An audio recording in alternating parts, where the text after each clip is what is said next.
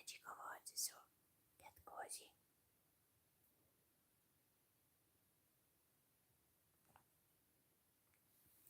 Prepare yourself something cozy and let's read.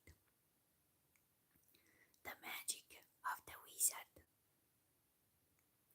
He first set up a small silver tripod and placed a gold basin at the top of it.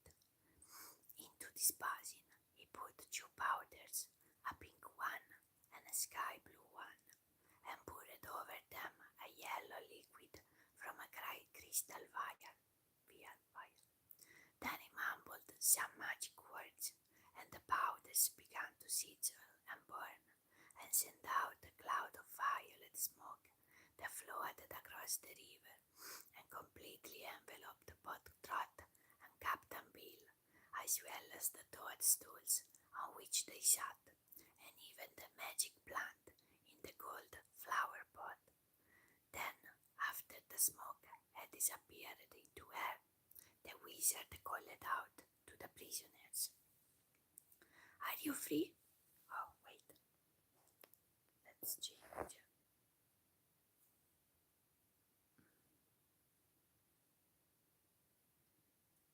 Like this is more cozy.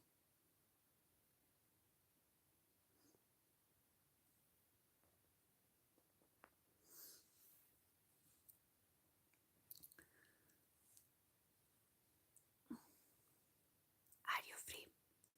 But Trot and Captain Bill tried to move their feet and failed. No, they shouted in answer.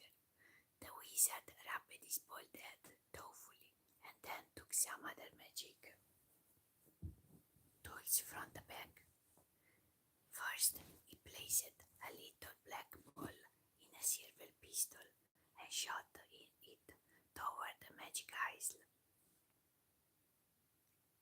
The ball exploded just over the head of Trot and scattered 1,000 sparks over the little girl.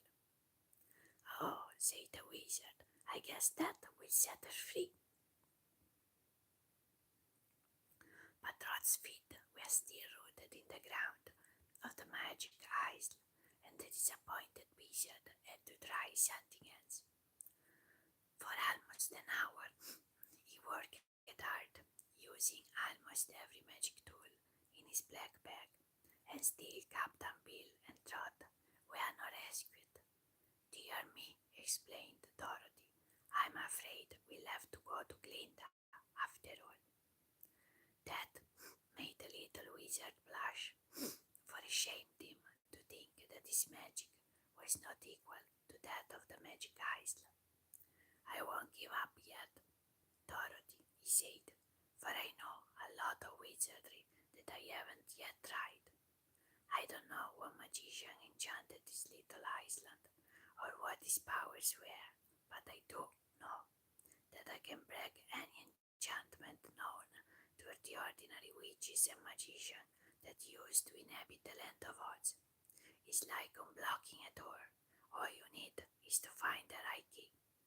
But suppose you haven't the right key with you, suggested Dorothy. What then? Then we'll have to make the key, he answered. The glass cat now came back to their side of the river, working under the water, and said to the wizard, they're getting frightened over there on the island because they're but growing smaller every minute. Just now, when I left them, both Trot and Captain Bill were only about half their natural sizes. I think, said the wizard reflectively, that I better go to the shore of the island where I can talk to them and work to better advantage. How did Trot and Captain Bill get to the island? On a raft, answered the glass cat. It's over there now, on the beach. I suppose you're not strong enough to bring the raft to this side, are you? No, I couldn't move it an inch, said the cat. I'll try to get it for you, volunteered the cowardly lion. I'm dreadfully scared for fear the magic isle will capture me too, but I'll try to get the raft and bring it to this side for you. Thank Thank you, my friend, said the wizard. So the lion plunged into the river and swam with powerful strokes across to where the raft was pitched upon the island. Placing one paw on the raft, he turned and struck out with his other 3 legs, and so strong was the great beast that he managed to drag the raft from off the beach and propel it slowly to where the wizard stood on the river bank. Good, exclaimed the little man, well pleased. May I go across with you? Asked Dorothy. The wizard hesitated. If you'll take care not to leave the raft or step foot on the island, you would be quite safe, he decided. So the wizard told the hungry tiger and the cowardly lion to guard the cage of monkeys until he returned. And then he and Dorothy got upon the raft. The paddle which Captain Bill had made was still there, so the little wizard paddled the clumsy raft across the water and ran it up upon the beach of the Magic Isle, as close to the place where Captain Bill and Trot were rooted as he called. Dorothy was shocked to see how small the prisoners had become, and Trot said to her friends, "If you can save us soon, there'll be nothing left of us." "Be patient, my dear," counseled the wizard, and took the little axe from his black bag. "What are you going to do with it?" asked Captain Bill. "It's a magic axe," replied the wizard, "and when I tell it to chop, it will chop those roots from your feet, and you can run to the raft before they grow again." "Don't!" shouted the sailor in alarm. "Don't do it. Those roots are all flesh roots, and our bodies are feeding them while they're growing to the ground." "To cut off the roots," said Trot, "will be like cutting off our fingers and toes." The wizard put the little axe back in the black bag and took out a pair of silver pincers. "Grow, grow, grow," he said to the pincers, and at once they grew and extended until they reached from the raft to the prisoners. "What are you going to do now?" demanded Captain Bill, fearfully eyeing the pincers. "This magic tool will pull you up, roots and all, and land you on this raft," declared the wizard. "Don't do it," pleaded the sailor with a shudder. He rolled hard as awfully. "It would be just like pulling teeth to pull us up by the roots," explained Trot. "Oh. Sorry.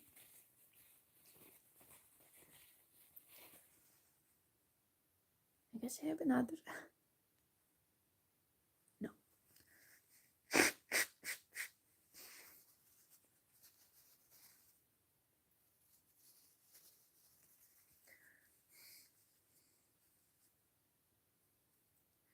Sorry, one moment. "I guess, friends, it's all up with us this time," remarked Captain Bill with a dismal sigh. "Please tell Ozma, Dorothy," said Trot, "that we got into trouble trying to get her a nice birthday present. Then she'll forgive us. The magic flower is lovely and wonderful, but it's just a lure to catch folks on this dreadful island and then destroy them. You'll have a nice birthday party without us, I'm sure, and I hope, Dorothy, that none of you in the Emerald City will forget me or dear old Captain Bill." Dorothy and the Bumblebee's new chapter.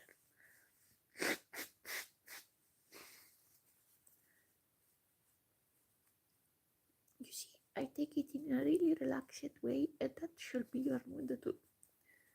In this cozy autumn day.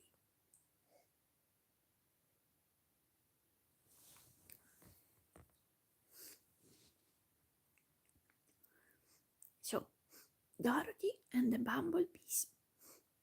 This is a warmer for the ants, by the way. Dorothy was greatly distressed and had hard work to keep the tears from her eyes. Is that all you can do, wizard? She asked the little man. It's all I can think of just now, he replied sadly. But I intend to keep on thinking well, as long as thinking will do any good. They were all silent for a time, Dorothy and the wizard sitting thoughtfully on the raft, and Trot and Captain Bill sitting thoughtfully on the toadstools, and growing gradually smaller and smaller in size. Suddenly Dorothy said, Wizard, I've thought of something. What have you thought of? He asked, looking at the little girl with interest.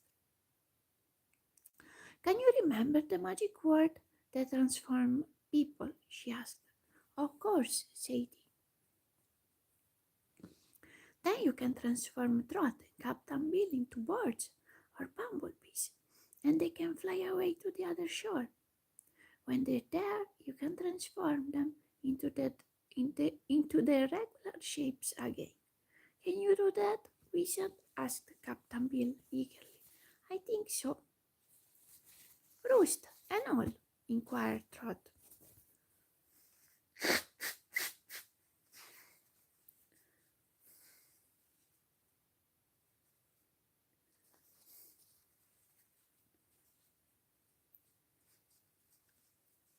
I promise now I am done. Why?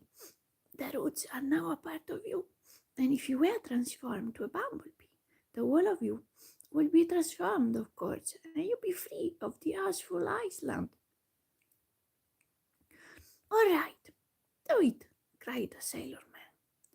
So the wizard said slowly and distinctly, I want Trot and Captain Bill to become bumblebees.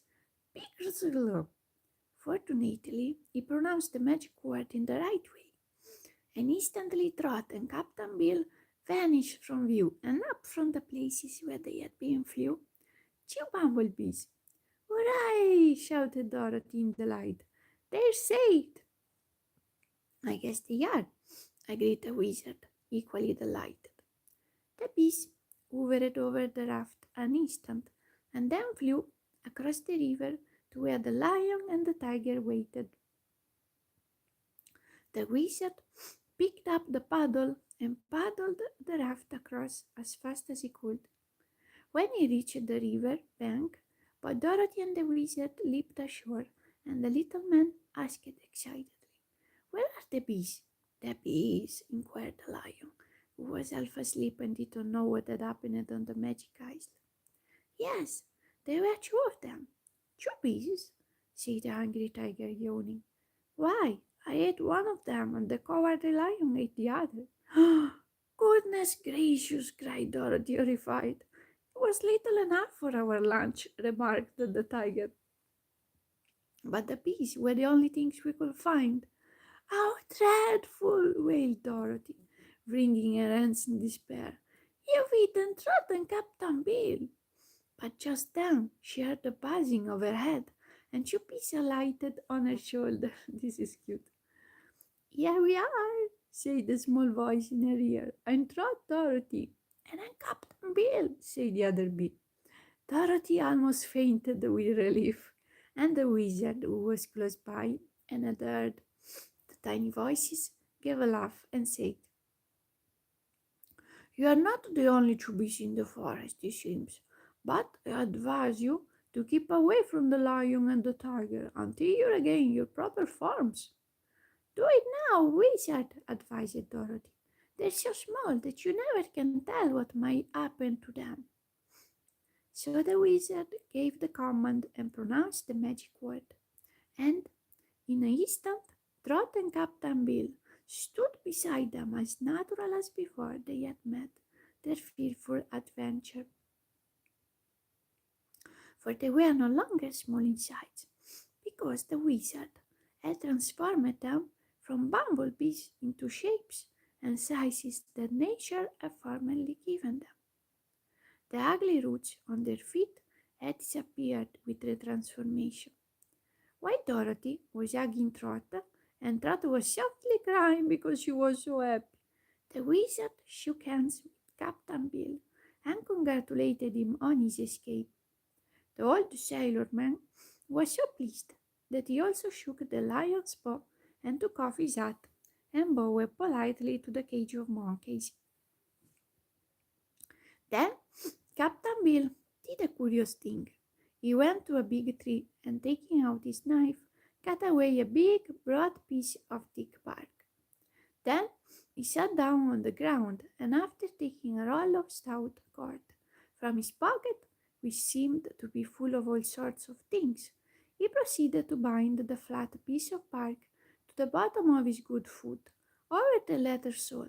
"What's that for?" inquired the wizard. "I hate to be stomped," replied the sailorman, "so I'm going back to that island." "And get enchanted again!" exclaimed Trot with evident disapproval. "No, this time I'll dodge the magic of the island. I noticed that my wooden leg didn't get stuck or take root, and neither did the glass feet of the glass cat. It's only a thing that's made of meat, like man and beast, that the magic can hold and root to the ground. Our shoes are leather, and leather comes from a beast's hide. Our stockings are wool, and wood comes from a sheep back. So when we walked on the magic ice, our feet took root there and held us fast, but not my wooden leg. So now I'll put a wooden bottom on my other foot, and the magic can stop me." "But why do you wish to go back to the island?" asked Dorothy. "Didn't you see the magic flower in the gold flower pot?" returned Captain Bill. "Of course I saw it, and it's lovely and wonderful." "Well, Trot and I set out to get the magic plant for a present to Ozma on her birthday, and I mean to get it and take it back with us to the Emerald City." "That would be fine," cried Trot eagerly, "if you think you can do it and it will be safe to try it." "I'm pretty sure it is safe, the way I fixed my foot," said the sailor. "And if I should happen to get cold, I suppose the wizard could save me again." "I suppose I could," agreed the wizard. "Anyhow, if you wish to try it, Captain Bill, go ahead, and we stand by and watch what happens." So the sailorman got upon the raft again and paddled over to the magic isle, landing as close to the golden flower pot as he could. They watched him walk across the land, put both arms around the flower pot, and lift it easily from his place. Then he carried it to the raft and set it down very gently. The removal did not seem to affect the magic flower in any way, for it was growing daffodils when Captain Bill picked it up, and on the way to the raft it grew tulips and gladioli. During the time the sailor was paddling across the river to where his friends awaited him, 7 different varieties of flowers bloomed in succession on the plant. "I guess the magician who put it on the island never thought that anyone would carry it off," said Dorothy. "He figured the only man who would want the plant, and any man who went upon the island to get it would be caught by the enchantment," added the wizard. "After this," remarked Trot, "no one will care to go on the island, so it won't be a trap any more." "There!" exclaimed Captain Bill, setting down the magic plant in triumph upon the river bank. "If Ozma gets a better birthday present than that, I'd like to know what it can be."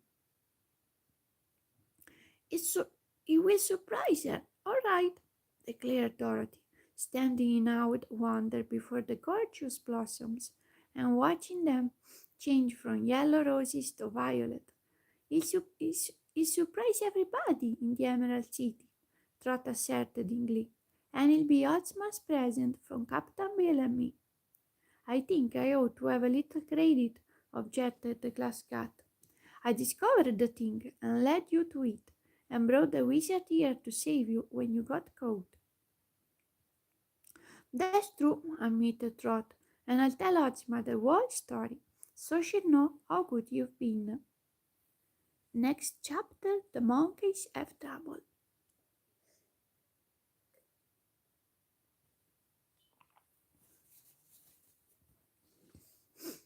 Now, said the wizard, we must start for home. But how are we going to carry that big gold flower pot? Captain Bill can lug it all the way, that's certain. No, acknowledged the sailor man. It's pretty heavy.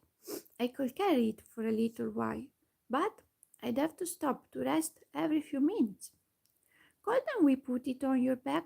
Dorothy asked the cowardly lion with a good natured yawn.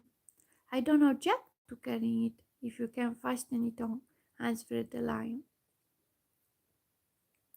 If it falls off, said Trot, it might get smashed and be ruined. I'll fix it, promised Captain Bill. I'll make a flat board out of one of these tree trunks and tie the board on the lion's back and set the flower pot on the board. He set to work at once to do this, but as he only had his big knife for a tool, his progress was slow. So the wizard took from his black bag a tiny saw that shone like silver and said to it, So, little saw, come show your power. Make us a board for the magic flower. And at once the little saw began to move, and he sawed the log so fast that those who watched it work were astonished. He seemed to understand, too, just what the board was to be used for when it was completed, it was flat on top and hollowed beneath, in such a manner that it exactly fitted the lion's back. That beats whittling, exclaimed Captain Bill admiringly.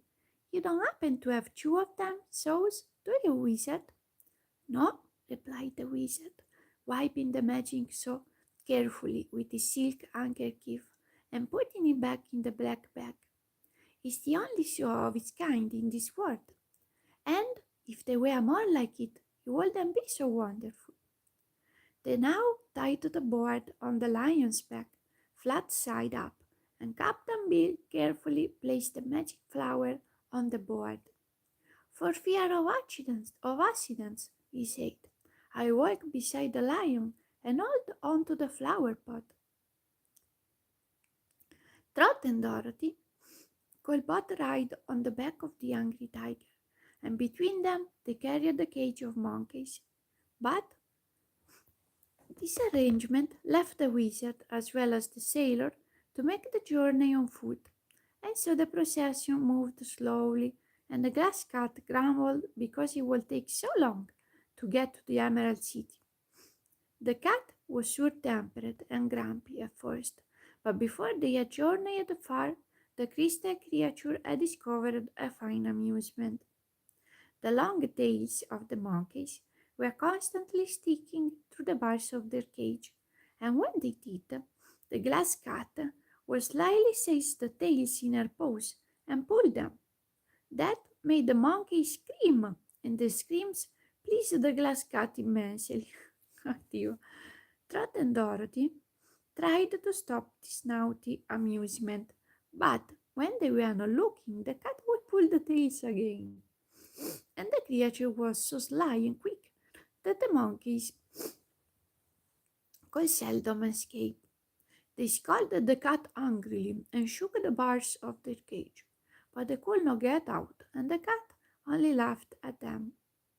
After the party had left the forest and were on the plains of the Munchkin country, it grew dark, and they were obliged to make camp for the night, choosing a pretty place beside a brook. By means of his magic, the wizard created three tents, pitched in a row on the grass, and nicely fitted with all that was needful for the comfort of his comrades. The middle tent was for Dorothy and Trot, and had in it two cozy white beds and two chairs. Another tent, also with beds and chairs, was for the wizard and Captain Bill, while the third tent was for the hungry tiger, the cowardly lion, the cage of monkeys, and the glass cat. Outside the tents, the wizard made a fire and placed over it a magic kettle from which he presently drew all sorts of nice things for their supper, smoking hot.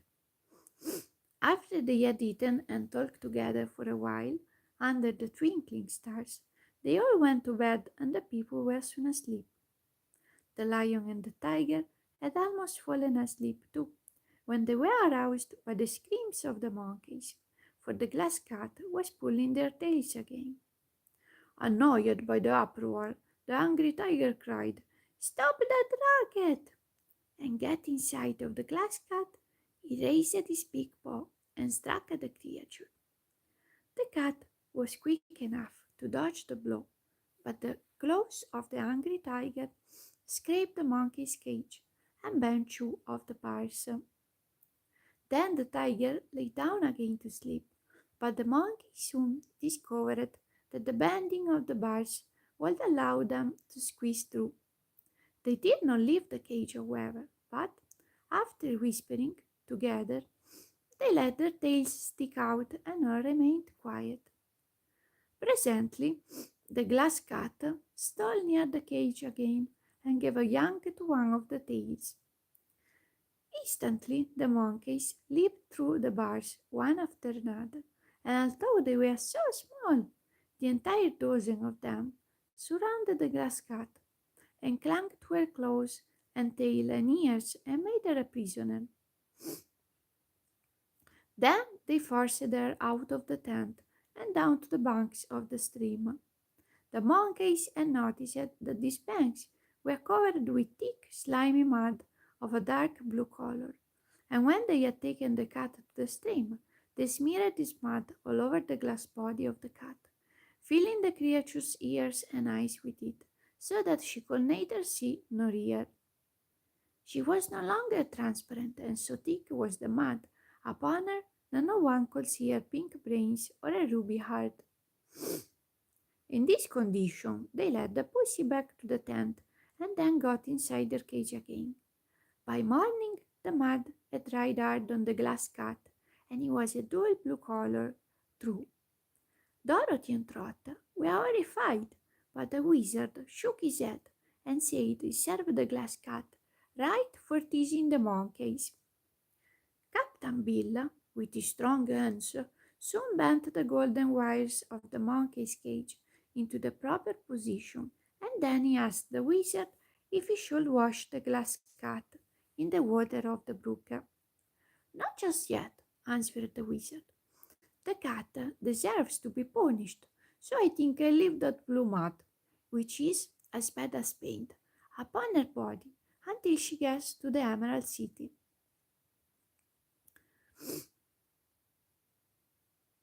The silly creature is so vain that she will be greatly shamed when the Dutch people see her in this condition, and perhaps she'll take the lesson to heart and leave the monkeys alone hereafter. However, the glass cat could not see or hear, and to avoid carrying her on the journey, the wizard picked them out of her eyes and ears. And Dorothy dampened her handkerchief and washed both the eyes and ears clean. As soon as she could speak, the glass cat asked indignantly, "Aren't you going to punish those monkeys for playing such a trick on me?" "No," answered the wizard. "You played the trick on them by pulling their tails. So this is only tit for tat, and I'm glad the monkeys had their revenge."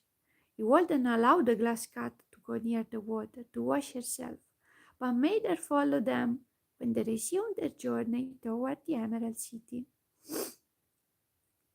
"This is only part of your punishment," said the wizard severely. "Ozma will laugh at you when we get to her palace, and so will the Scarecrow, and the Tin Woodman, and Tick-Tock, and the Shaggy Man, and Button Bright, and the Patchwork Girl, and the Pink Kitten," added Dorothy. The suggestion hurt the cat more than anything else.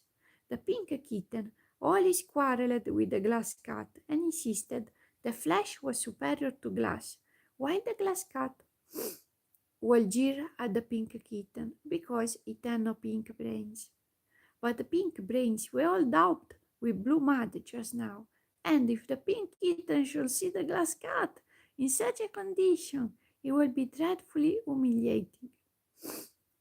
For several hours, the glass cat walked along very meekly, but toward noon he seized an opportunity when no one was looking and darted away through the long grass. He remembered that there was a tiny lake of pure water nearby, and to this lake the cat sped as fast as he could go. The others never missed her until they stopped for lunch, and then it was too late to hunt for her. I suspect she's gone somewhere to clean herself, said Dorothy. Never mind, replied the wizard. Perhaps this glass creature has been punished enough, and we must not forget she saved both Trot and Captain Bill. After first leading him onto an enchanted island, added Dorothy. But I think, as you do, that the glass cat is punished enough, and perhaps she won't try to pull the monkey's tails again. The grass cat did not rejoin the party of travelers. She was still resentful, and they moved too slowly to suit her besides. When they arrived at the royal palace, one of the first things they saw was the glass cat curled up on a bench as bright and clean and transparent as ever. But she pretended not to notice them, and they passed her by without remark. The College of Athletic Arts is another chapter.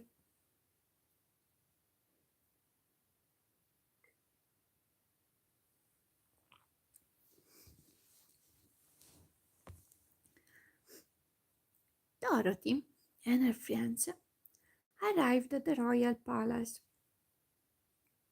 at an opportune time, for Ozma was holding high court in her throne room, where Professor Wogglebug was appealing to her to punish some of the students of the Royal Athletic College, of which he was the principal.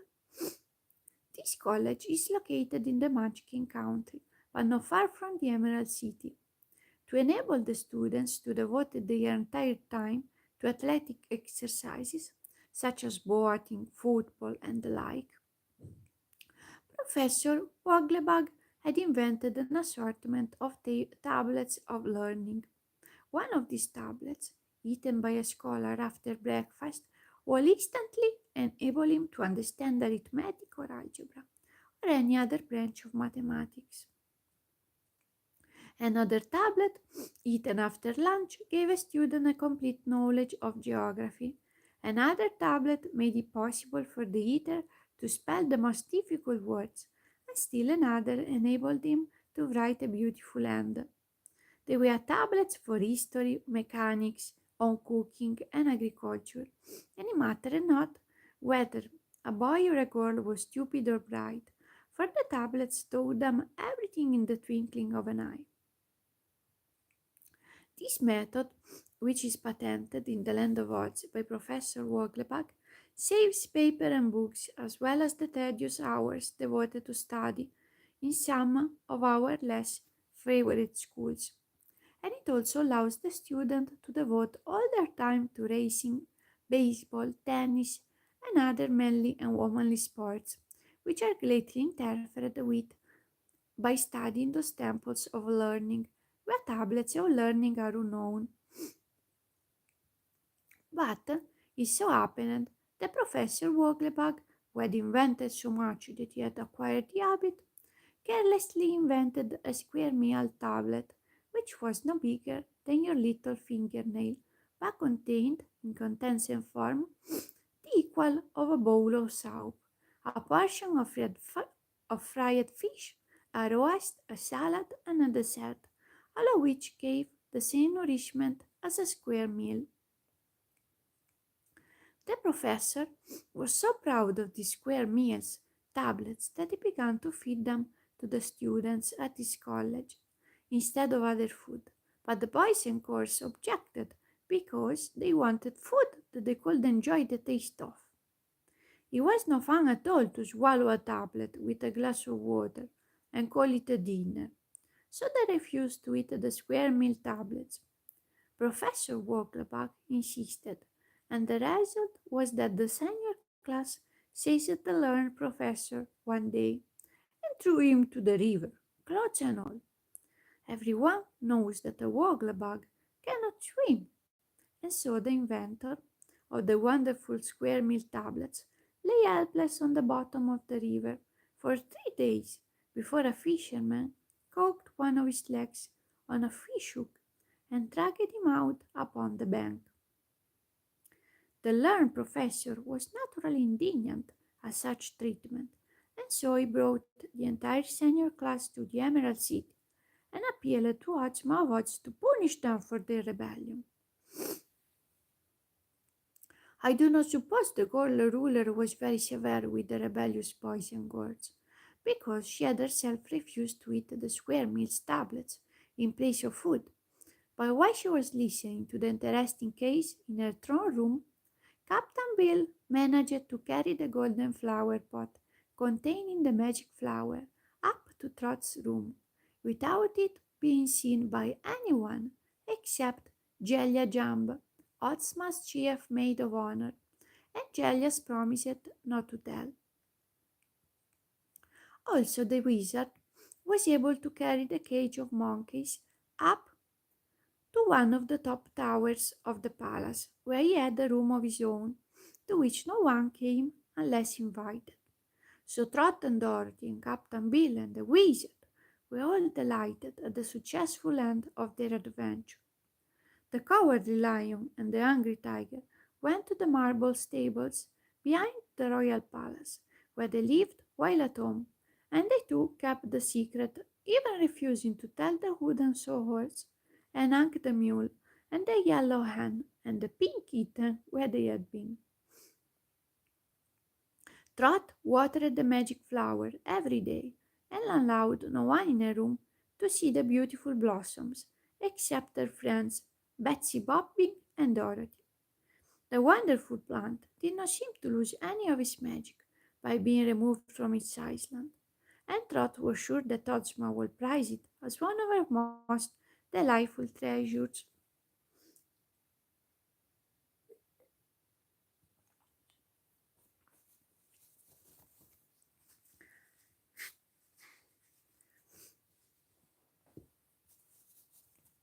Up in his tower, the little wizard of Oz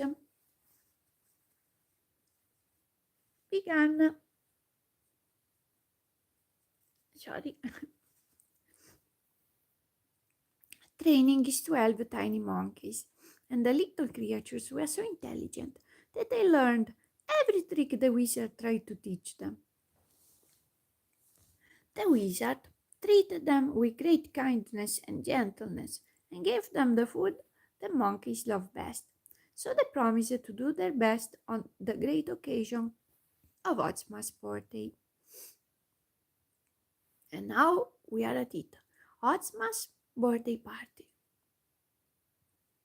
It seems odd that a fairy should have a birthday, for fairies, they say, were born at the beginning of time and live forever. Yet, on the other hand, it would be a shame to deprive a fairy who has so many other good things of the delights of a birthday. So we need no wonder that the fairies keep their birthdays just as other folks do, and consider them occasions for feasting and rejoicing.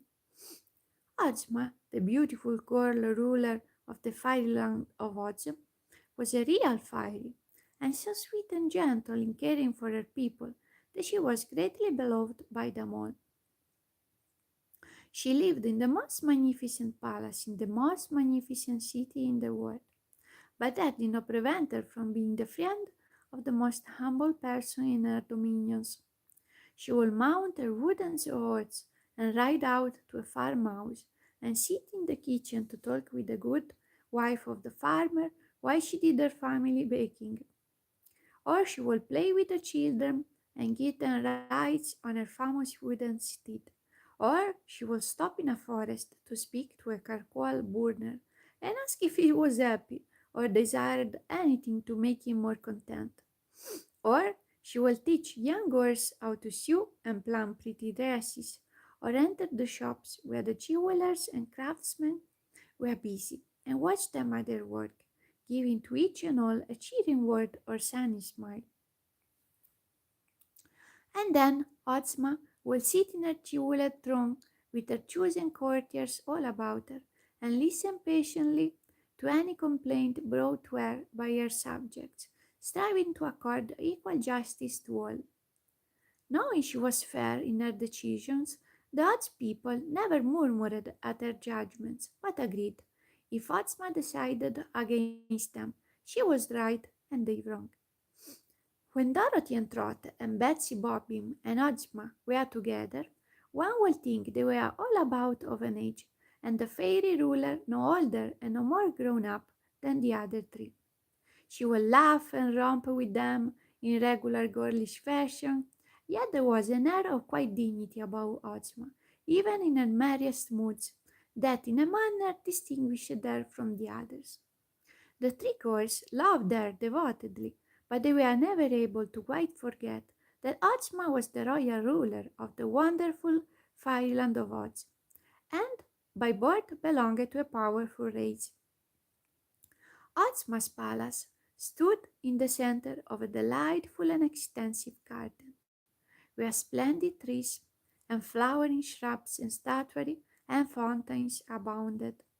One should walk for hours in this fascinating park and see something interesting at every step.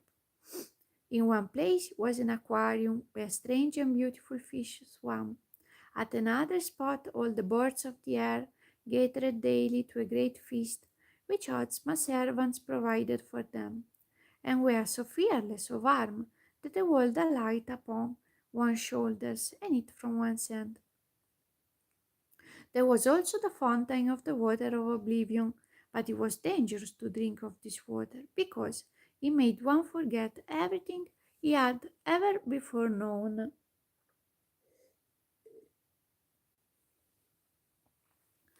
even to his own name. Oh, my arm.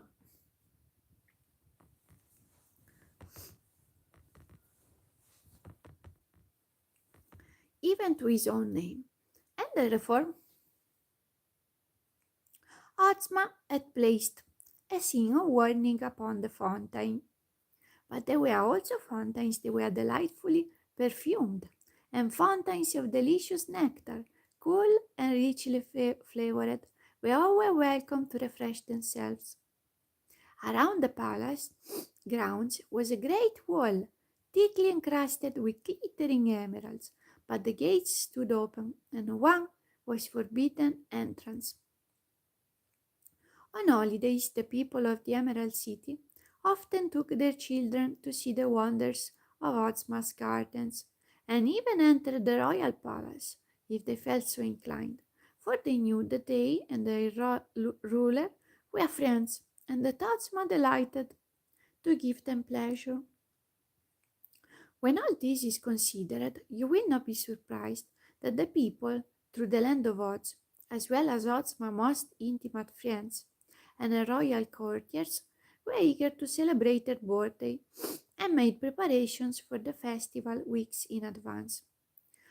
All the brass bands practiced their nicest tunes, for they were to march in the numerous processions to be made in the Winky country, the Jillikin country, the Munchkin country, and the Quadling country, as well as in the Emerald City. Not all the people could go to congratulate the ruler, but all could celebrate her birthday in one way or another, however far distant from her palace they might be.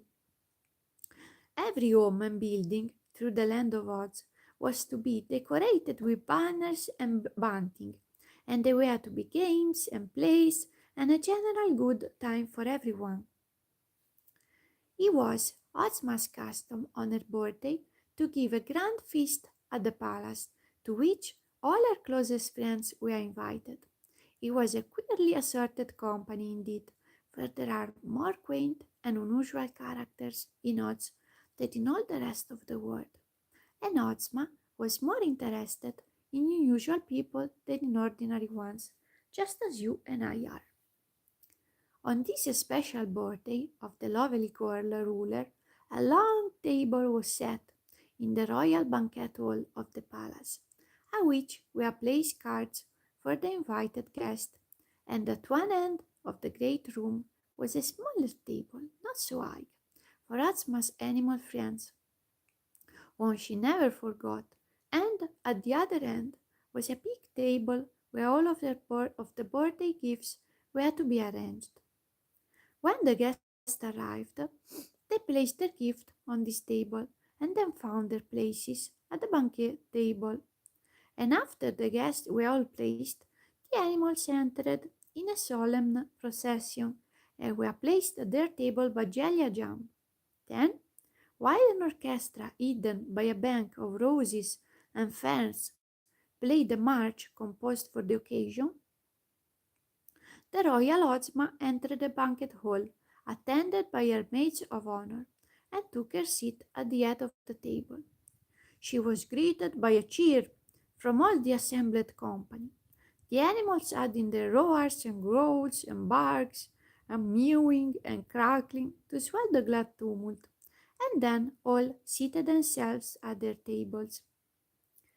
At Ozma's right sat the famous Scarecrow of Oz, whose straw-stuffed body was not beautiful, but was happy natured and shrewd wit, and made him a general favorite.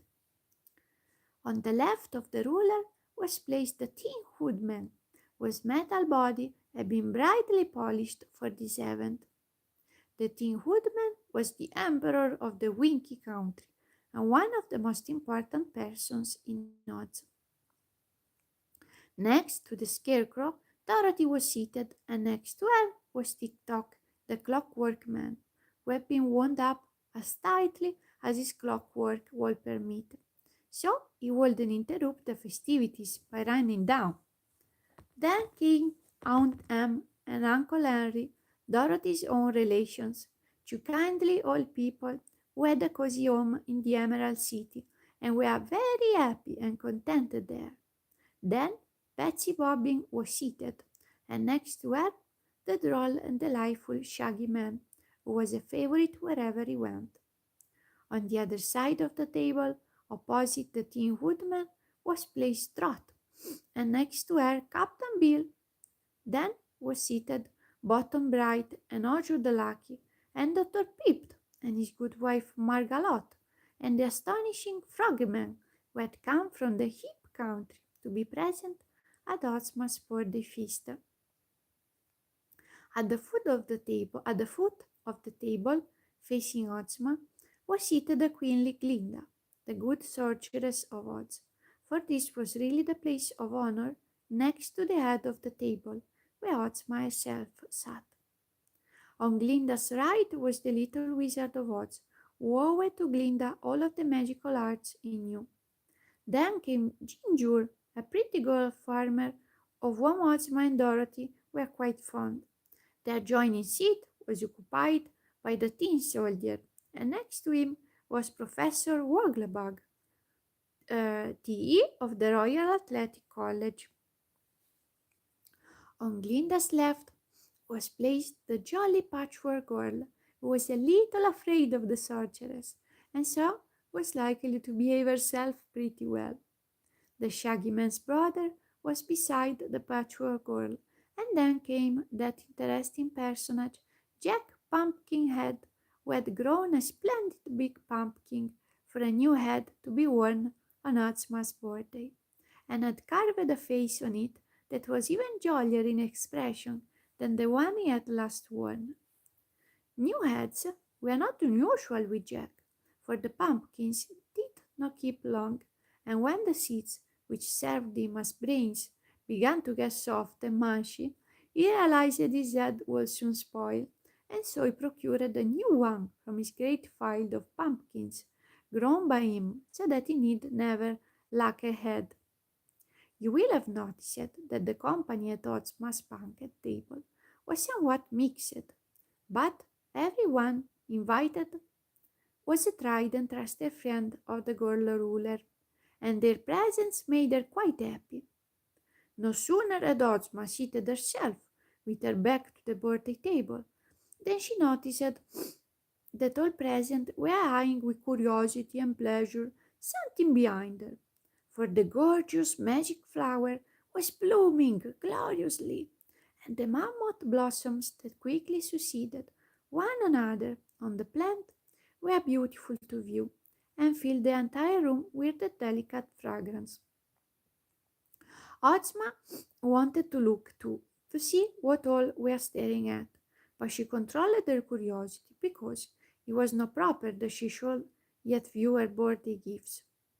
So the sweet and lovely ruler devoted herself to her guests, several of whom, such as the Scarecrow, the Tin Woodman, the Patchwork Girl, Tick Tock, Jack Pumpkinhead, and the Tin Soldiers, never ate anything but sat very politely in their places and tried to entertain those of the guests who did it.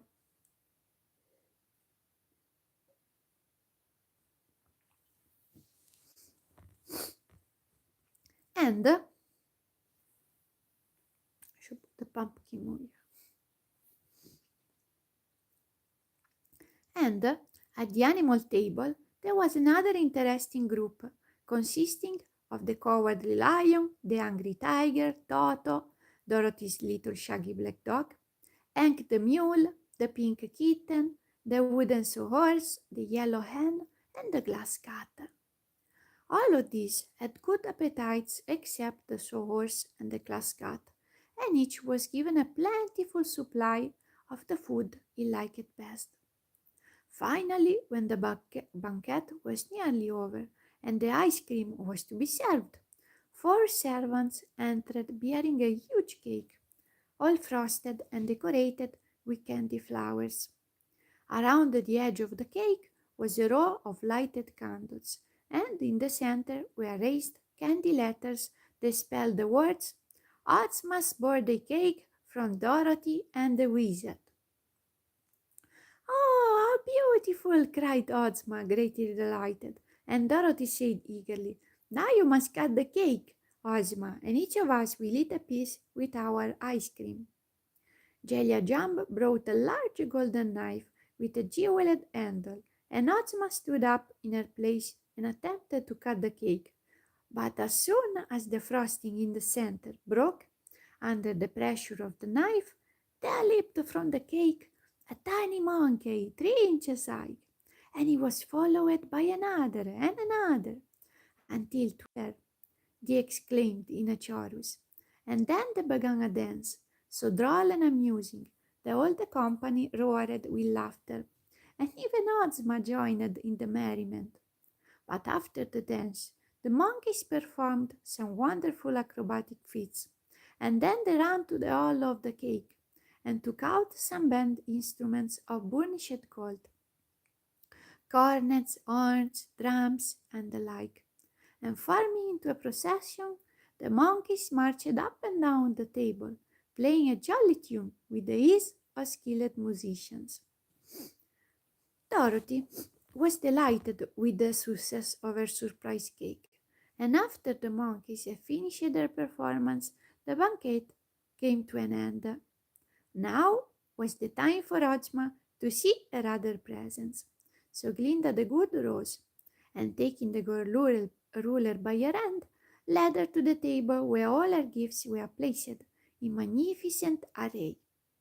The magic flower, of course, attracted her attention first, and Trot had to tell her the whole story of their adventures in getting it. The little girl did not forget to give due credit to the glass cat and the little wizard, but it was really Captain Bill who had bravely carried the golden flower pot away from the enchanted isle. Ozma thanked them all and said she would place the magic flower in her boudoir, where she might enjoy its beauty and fragrance continually. But now she discovered the marvelous gown woven by Glinda and her maidens from strands drawn from pure emeralds. And being a girl who loved pretty clothes, Ozma's ecstasy at being presented with this exquisite gown may well be imagined. She could hardly wait to put it on, but the table was loaded with other pretty gifts, and the night was far spent before the happy girl ruler had examined all her presents and thanked those who had lovingly donated them. And this is the last chapter, The Fountain of Oblivion. The morning after the birthday feast, as the wizard, you know what? I have this little, I put it. The morning after the birthday feast, as the wizard and Dorothy were walking in the grounds of the palace, Ozma came out and joined them, saying, I want to hear more of your adventures in the forest of Gugu, and how you were able to get those dear little monkeys to use in Dorothy's surprise cake. So they sat down on a marble bench near to the fountain of the water of oblivion, and between them Dorothy and the wizard related their adventures. I was dreadfully fussy while I was a woolly lamb, said Dorothy, for it didn't feel good a bit, and I wasn't quite sure, that I'd ever get to be a girl again. You might have been a woolly lamb yet, if I hadn't happened to have discovered the magic transformations word, declared the wizard. But what became of the walnut?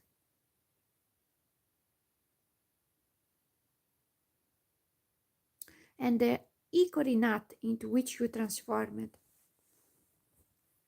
Those dreadful beast magicians, inquired Ozma. Why, I'd almost forgotten them, was the reply. But I believe they are still here in my pocket. Then he searched in his pockets and brought out the 2 nuts and showed them to her. Ozma regarded them thoughtfully. It isn't right to leave any living creatures in such helpless forms, says she. I think, wizard, you ought to to transform them into their natural shapes again. But I don't know what their natural shapes are, he objected. For of course the forms of mixed animals which they had assumed were not natural to them. And you must not forget, Ozma, that their natures were cruel and mischievous. So, if I bring them back to the life, they might cause us a great deal of trouble. Nevertheless, said the ruler of Oz, we must free them from their present enchantments. When you restore them to the natural forms, we will discover who they really are. And surely we need not fear any two people, even though they prove to be magicians and our enemies.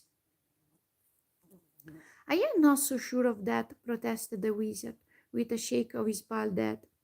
The one bit of magic I robbed them of, which was the word of transformation, is so simple, yet so powerful, that neither Glinda nor I can equal it.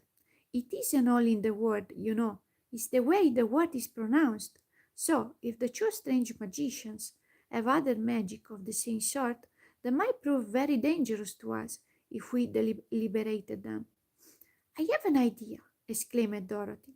I'm no wizard and no fairy, but if you do as I say, we needn't fear these people at all. What is your thought, my dear? Asked Ozma.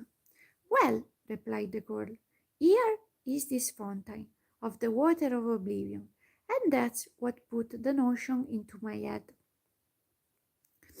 When the wizard speaks that terrible word that will change them back to the real forms, he can make them dreadful thirsty too, and will put a cup right here by the fountain, so it'll be handy.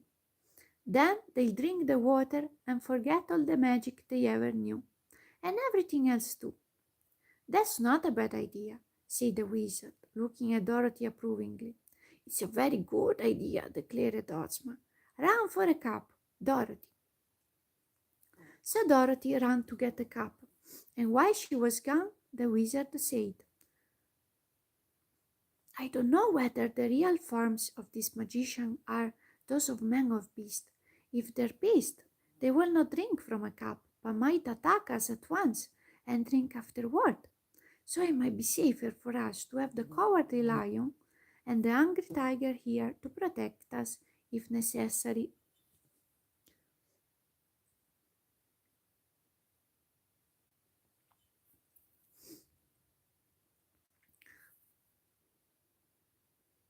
Ozma drew out a silver whistle which was attached to a slender gold chain, and blew upon the whistle 2 shrill blasts.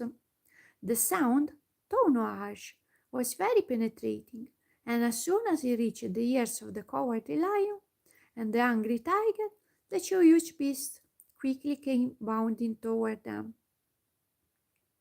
Ozma explained to them what the wizard was about to do, and told them to keep quiet unless danger threatened.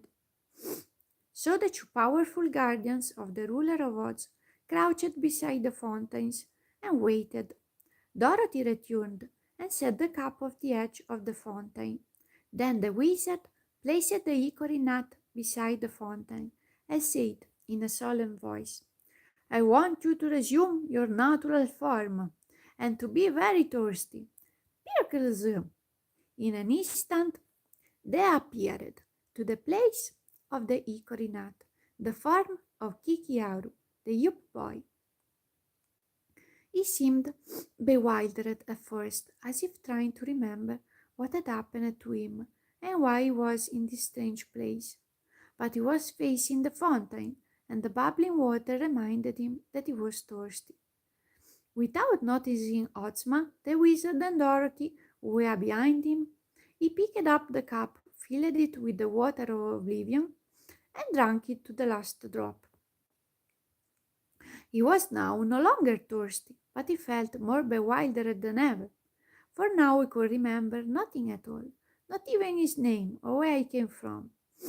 He looked around the beautiful garden with a pleased expression, and then, turning, he beheld Ozma and the wizard and Dorothy regarding him curiously and the 2 great beasts crouching behind them. Kikiaru did not know who they were, but they thought Ozma very lovely and Dorothy very pleasant. So he smiled at them, the same innocent, happy smile that a baby might have indulged in, and that pleased Dorothy, who seized his hand and led him to a seat beside her on the bench. Why, I thought you were a dreadful magician, she exclaimed, and you're only a boy. What is a magician? He asked, and what is a boy? Don't you know? Inquired the girl. Kiki shook his head. Then he laughed. I do not seem to know anything, he replied. It's very curious, remarked the wizard. He wears the dress of the Munchkins, so he must have lived at one time in the Munchkin country. Of course, the boy can tell us nothing of his history or his family, for he has forgotten all that he ever knew. He seems a nice boy, that all the wickedness has gone from him, said Ozma. So we will keep him here with us and teach him our ways, to be true and considerate of others. Why, in that case, but the remarkable thing to me is how such a young boy ever learned the secret of the magic word of transformation. Perhaps his companion, who is at present this walnut, was the real magician, although I seem to remember that it was this boy in the beast form who whispered the magic word into the hollow tree, where I overheard it. Well, we will soon know who the other is, suggested Ozma. He may prove to be another Munchkin boy. The wizard placed the walnut near the fountain and said, as slowly and solemnly as before, I want you to resume your natural form and to be very thirsty.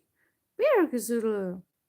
Then the walnut disappeared and Ruggedo the gnome stood in its place. He also was facing the fountain, and he reached for the cup, filled it, and was about to drink when Dorothy exclaimed, Why, it's the old gnome king! Ruggedo swung around and faced them, the cup still in his hand. Yes, he said in an angry voice, it's the old gnome king, and I'm going to conquer all odds and be revenged on you for kicking me out of my throne. He looked around a moment and then continued, There isn't an egg in sight, and I'm stronger than all of you people put together. I don't know how I came here, but I'm going to fight the fight of my life, and I win. His long white hair and beard waved in the breeze. His eyes flashed hate and vengeance, and so astonished and shocked were they, by the sudden appearance of this old enemy of the Oz people, that they could only stare at him in silence and shrink away from his wild glare. Ruggedo laughed. He drank the water, threw the cup on the ground, and said fiercely, "And now, and now, and—" His voice grew gentle. He rubbed his forehead with a puzzled air and stroked his long beard. "What was I going to say?" he asked pleadingly. "Don't you remember?" said the wizard. "No, I've forgotten." "Who are you?" asked Dorothy. He tried to think.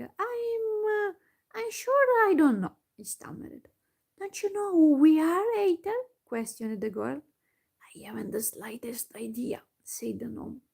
"Tell us who this Munchkin boy is," suggested Ozma. Roggedo looked at the boy and shook his head. "He's a stranger to me." "You are all strangers. I'm a stranger to myself," he said. Then he patted the lion's head and murmured, "Good doggy," and the lion growled indignantly. "What shall we do with him?" asked the wizard, perplexed. "Once before, the wicked old gnome came here to conquer us, and then, as now, he drank of the water of oblivion and became harmless. But we sent him back to the gnome kingdom, where he soon learned the old evil ways again. For that reason," said Ozma, "we must find a place for him in the land of Oz and keep him here, for here he can learn no evil and will always be as innocent of guile as our own people." And so the wandering ex-king of the gnomes found a new home, a peaceful and a happy one, where he was quite content and passed his days in innocent enjoyment.